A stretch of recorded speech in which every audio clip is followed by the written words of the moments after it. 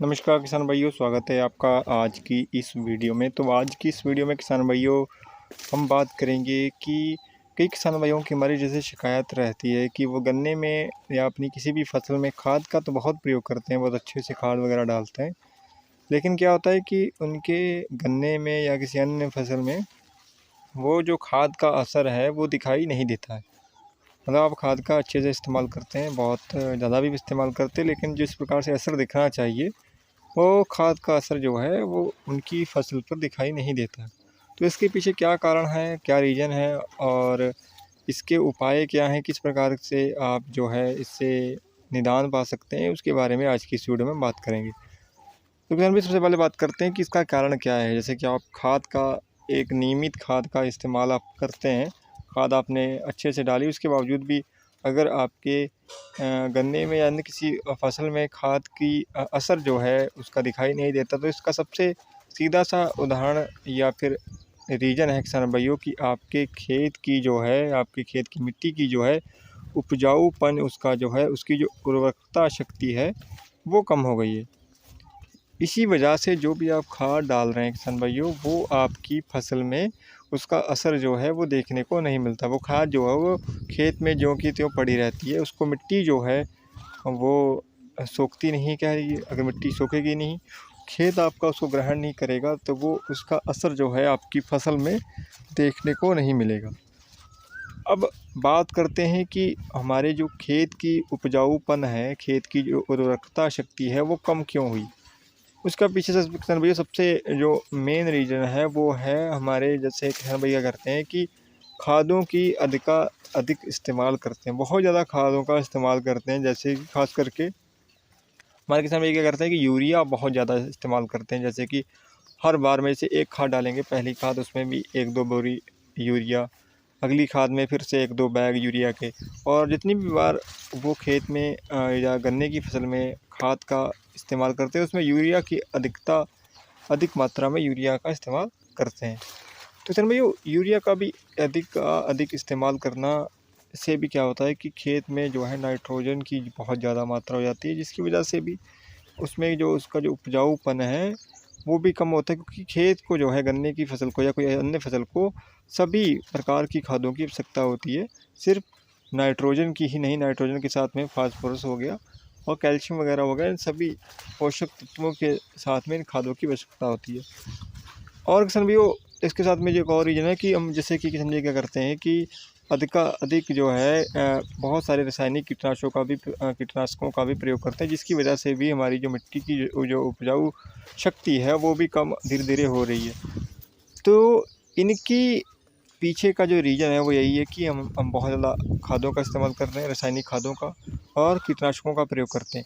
सभी वो इन कीटनाशकों का प्रयोग हमें करना चाहिए, खादों का भी प्रयोग करना चाहिए। इसके साथ में हमको जैविक तरीके से भी अपने खेत की जो उर्वरकता शक्ति है उसको बनाए रखने के लिए, जैसे कि हमारी गन्ने की फसल जो होती है वो 2 साल की होती है, तो 2 साल के बाद में पौधा गन्ना लेने के बाद में और पेड़ी गन्ना लेने के बाद में उसमें आप जो है सड़ी हुई गोबर की खाद का ज़्यादा से ज़्यादा इस्तेमाल करिए। कम से कम 5 ट्राली प्रति एकड़ आप गोबर की सड़ी हुई खाद जो है उसमें अवश्य डालें। इससे क्या होगा कि आपके खेत में जो है, जो खेत की जो उपजाऊपन है, जो उसकी उर्वरकता शक्ति है, उसको जो है काफ़ी अच्छा उसमें रिकवरी उसकी होगी, काफ़ी अच्छा उसमें रिकवरी देखने को आपको मिलेगी। इसके साथ में जैसे कि आप हरी खाद हो गई, खरी जैसे ढैंचा वगैरह हो गया, उसको आप खेत में डाल के उसको क्या कर सकते हैं, उसको खेत में ही मिला सकते हैं। इस तरीके से किसान भाइयों, और जो तीसरा तरीका है वो किसान भाइयों वो ये है कि आप अपने खेत की जो मिट्टी है उसका जो है लैब में टेस्ट करवाएं, ताकि आपको पता चल सके कि आपकी खेत की में किस खाद की ज़रूरत है और किस खाद की अधिकता है, मतलब किस रासायनिक खाद की अधिकता है और किसकी कमी है। तो उसी हिसाब से आप खादों का इस्तेमाल करें। और मैं अपनी तरफ से अगर बताऊँ किसान भाइयों, तो आपको क्या करना चाहिए कि खाली एक ही खाद अधिक मात्रा में नहीं प्रयोग करनी चाहिए। सारी ही खादें जैसे यूरिया हो गई, डीएपी हो गई, सिंगल सुपर फास्फेट हो गई और हमारी पोटाश हो गई, इन सभी की एक निश्चित मात्रा, थोड़ी मात्रा मिलाकर आप हर खाद में डालना चाहिए। जैसे कि हम इस्तेमाल करते हैं, यानी कि 25 किलो हर खाद, 25 kilo DAP, 25 kilo super 25 kilo urea और 25 किलो ही पोटाश हर खाद में हम प्रयोग करते हैं, ताकि एक आपको गन्ने के खेत को एक निश्चित डोज में सारे खादें जो हो मिल सके। और इन खादों के साथ में किसान भाइयों हम प्रयोग करते हैं इनके साथ में सड़ी हुई गोबर की खाद।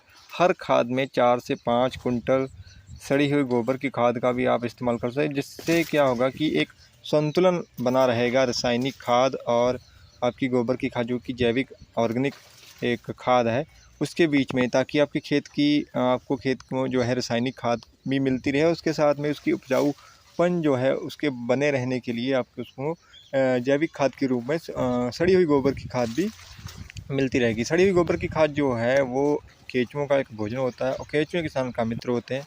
तो इसलिए अगर हम, क्योंकि जैसा किसान भी अधिक मात्रा में जब हम रासायनिक खादों का प्रयोग करते हैं, अकेले रासायनिक खादों का, तो क्या होता है कि केंचुए जो होते हैं वो हमारे खेत में मर जाते हैं। और अगर किसान भी केंचुए खेत से अगर मरेंगे तो आपके खेत की उपजाऊपन जो है वो ऑटोमेटिकली कम होता जाएगा। और उसके साथ में जैसा कि हमने बताया था, हम हर अपनी जो मैंने 2 भी वीडियो भी बनाई हुई है इससे पहले खादों के बारे में, पहली और दूसरी खाद में, तो उसमें हमने बताया कि आप हर खाद में लगभग 4 से 5 कुंटल आप उसके खाद के साथ में जो भी आपने खाद डालनी है, जैसे यूरिया, डीएपी, पोटाश या फिर सुपर डाल रहे हैं, चारों खादों को मिलाकर उसके साथ में आप 4 से 5 कुंटल गोबर की खाद भी मिला लीजिए। इससे एक अच्छा संतुलन आपका जो है वो बना रहेगा। लेकिन भी आशा करते हैं आज की ये जानकारी अच्छी लगी होगी। अगर अच्छी लगी है तो वीडियो को करिएगा लाइक, चैनल को भी करिएगा सब्सक्राइब। धन्यवाद किसान भाइयों।